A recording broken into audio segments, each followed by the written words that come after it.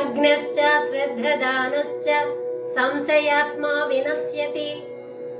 నాయం లోకోస్తి న పరో న సుఖం సంశయాత్మనః.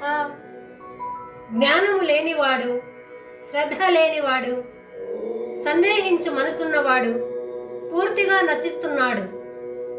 సందేహించు మనసున్న వారికి ఈ లోకంలో గాని పరలోకంలో గాని సుఖము లేదు అని శ్రీకృష్ణుడు అర్జునుడితో చెప్పెను.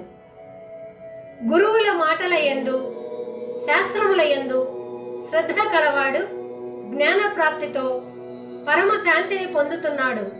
అయితే అజ్ఞాని, శ్రద్ధ లేనివాడు, సందేహించు మనసున్నవారు, ఈ 3 లక్షణాలున్నవారు పూర్తిగా నశిస్తున్నారు.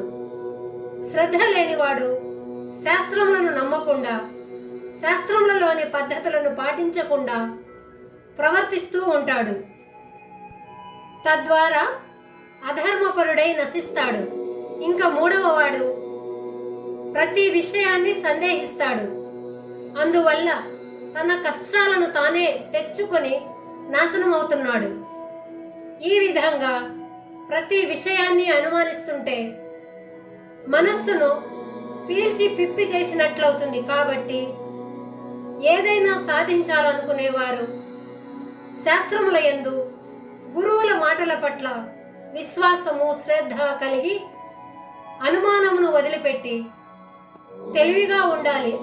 అలాంటప్పుడే సుఖము వచ్చి చేరుతుంది అని తెలుస్తుంది.